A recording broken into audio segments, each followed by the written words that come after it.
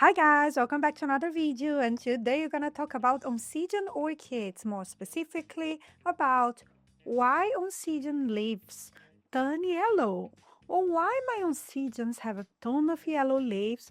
Not only gonna cover some common cause of yellowing leaves in Oncidiums, but how to fix them as well. If that's some type of content you'd like to see here, stay and let's dive straight into Oncidium orchids. I hope I'm in focus. I just fixed my camera and I have this big Oncidium here with me that I will not be able to carry it all over the video, but it will help to hide my face because I'm extremely tired today. I had a very busy week, that's why the videos are all late and delayed, not only because of some of them were really long, but others took me a while to record. So, without further ado, first cause of yellowing leaves. This one is a very messy and unruly Oncidium. Let me just see if there is anything. So there are no leaves here that I can use as an example, but I have other Oncidiums that I can, and I will film them for you. So the first cause is aging. As our Oncidiums will get old, specifically mature growths that have already bloomed, or maybe push out new growths. So these, the oldest growth of our orchids, when they age, the leaves will turn yellow and at some point they will fall. So you have two choices here, just to leave them age naturally and fall. That's what I would do. Some people would like to trim them beforehand. I don't recommend it because you can actually spread bacterial infection if the leaf is still a little bit green and there are parts of the tissues that are alive and connecting the plant, and you decided to cut the leaf. You might suddenly share some pathogens and some parts of your orchid can get ill, or I don't know, maybe you can spread some bacteria and can cause other issues. So for this reason, the oldest part of our orchid, when the leaf become yellow, let it be. It will become very dry with time, and then suddenly it will fall, and then you can just remove it from the pot and throw it away. That is the first reason why some of our leaves will become suddenly yellow, and with time they will be gone from our orchids. So now let's go to the second reason why Oncidium leaves become yellow, or suddenly you notice some yellow tips, some yellow signs. I gave up on the other big Oncidium, too heavy, so I am here with a smaller one. So my rosy sunset, much better to carry around. Anyway, the second reason why Oncidium leaves will yellow, become suddenly completely yellow, it's because of overwatering. When we have these beauties here and we decided to offer more water than they need, when this can happen, you suddenly decide not to check the potting mix and see if the pot is wet and soggy, and you offer more water to your plant. What happens is these plants have very thin roots, and if the potting mix doesn't allow air circulating around the roots become suffocated and they might die. So some signs that you have overwatered your Oncidium is that not only that you will notice that the leaves will become yellow, they will be a little bit wrinkled. You will smell something like rotten coming from the pot. You have like a foul smell coming from inside your potting mix. The reason why is that because a ton of decomposing root will smell like decomposing material.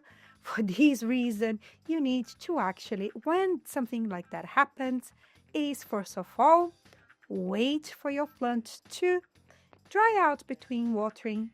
They can be evenly moist but not soggy before you water it again. If Eva Red caused root rot and you have a ton of dead roots inside your pot, the best thing that you can do in this case is to unpot your Oncidium, cut all of the dead roots, offer a completely new mix, and wait for the new growths to become fully matured and push out a brand new root system.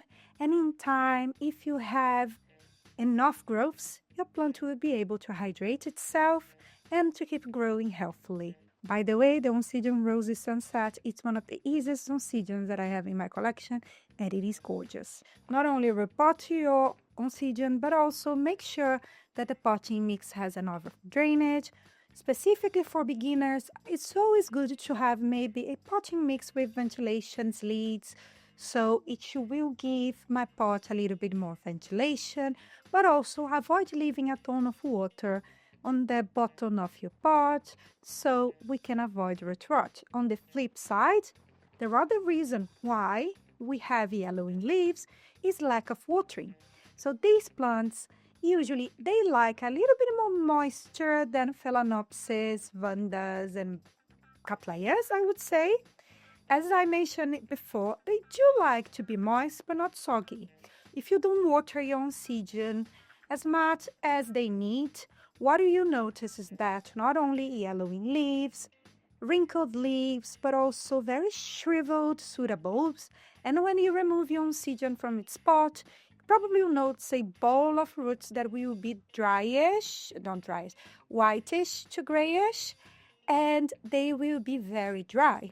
So what you have to do is actually you can soak your Oncidium for 15 minutes if it's fully potted in bark, or you can add a little bit water from time to time, but always keep an eye on its potting mix. And when you notice that your pot is actually drying out between watering, it's time for you to offer it a little bit more water.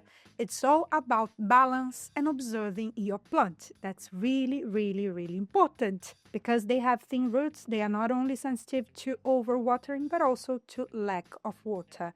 So keep that in mind. The next cause for yellowing leaves is too much light. You will notice not only with Oncidiums, but with other houseplants as well. If you offer too much light, the leaves will start to yellow, but then it's not one or another. Usually, most of the leaves that are exposed to super bright light will start to lose their tone of green. Too much direct sunlight can lead to leaf scorching, causing yellow parts or overall yellowing.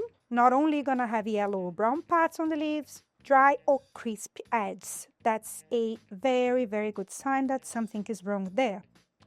So, an easy fix for that is to move your orchid to a place with indirect light or filter strong sunlight with a sheer curtain. If growing outdoors, provide shade during the hottest part of the day. And that's when I come with my big Oncidium cherry baby. Why? Because one of the reasons why it has so many yellowing leaves, I think here, this is a very good example of many factors. One of the factors is lack of watering, because I have so many roots growing out of the pot that they are not hydrating my plant anymore. The oldest part of my plant is actually being hydrated, but not the newest part of the plant. Second factor, I can say that it is placed in the warmest or like the brightest window of my house, so it is definitely receiving too much light. For this reason, you can see all these yellow parts. So what I have to do with this plant, first of all, repot it immediately. I might take you along if you want to see a very difficult repotting. But after that, you'll be properly hydrated. I think when it's better hydrated, it will do a little bit better with too much light. But even so, it became a bit stressed, so I need to probably change its location as well. The next time that we can see some yellowing leaves, it's because of too much feeding. With our Oncidiums, it's really important that we offer them fertilizer that are appropriate to orchids, because if you have too much fertilizer, we can have issues with our roots. We can have a buildup of nutrients that can end up actually killing our roots, and then we will see some yellowing around our leaves. On the other hand, if you don't offer any fertilizer, we're gonna have a lack of nutrients, so these plants will not be able to feed themselves with the right amount of nutrients that they need, and the leaves can actually suffer as well and start to show signs of lack of nutrients, like nitrogen, for example. So that would be the next cause. For you to fix this, It's ideal that you offer your plant a balanced fertilizer. Look for orchid fertilizer and add exactly the amount that it's written on the label, and it should be fine. Remember, these plants will need some fertilizer from time to time, some when you are in the warmer season, maybe weekly, and when you are in the colder season, when they are producing, like pushing out less growths, or they are growing a little bit slower, then you can actually maybe offer some fertilizer monthly. Do your research, but they do need some orchid fertilizer to be able to keep growing healthily. And then one of the causes that we probably have all been through, if you have a big collection of plants, is pests. Not only pests, but also fungus infections will cause yellowing of our leaves. So for this reason, we need to be on top of our plants, always checking the leaves, checking both sides of these leaves to see if we find grazings that could be caused by pests. When we have pests that will munch up from our leaves, they will actually suck nutrients, they will grab a ton of things that these plants need to keep growing, and they will start to show some grazing, some yellowing marks. It's the same thing with some fungal infection. They can actually affect the tissue of our plants. One example is Fusarium fungus. I was reading exactly that one of the signs of Fusarium, that's a fungus infection, it's the way that they will affect how these plants will absorb. Actually, we will use chlorophyll to photosynthesize, and then you're going to have all these patches on the leaves, yellow parts on the leaves, so affect the tissues of the leaves of our orchids. So not only fungus infections, but pests. So if you look like thrips or spider mites or mealybugs, when they are munching your plants, you definitely note some grazings and some parts around your leaves. So what you have to do in this case is basically inspect your plant, look into the leaves of your plant, both sides of it, make sure they are clear of pests, but if they are not, there are a ton of there are a ton of fungicides, but not only that, we have pesticides out there as well. You can do your research for the one that's better for the type of pest that you're dealing with to make sure your plant is clear and super, super healthy. These are some of the most common issues that you probably encounter when you are growing Oncidiums inside your home, and they can be associated with yellowing leaves. Let me know if you ever encounter any of the things that I listed here. If there are other reasons behind yellowing leaves in Oncidiums, I would love to hear from you. And more than that, please hit the like button, leave a comment down below, subscribe to my channel. It helps a lot.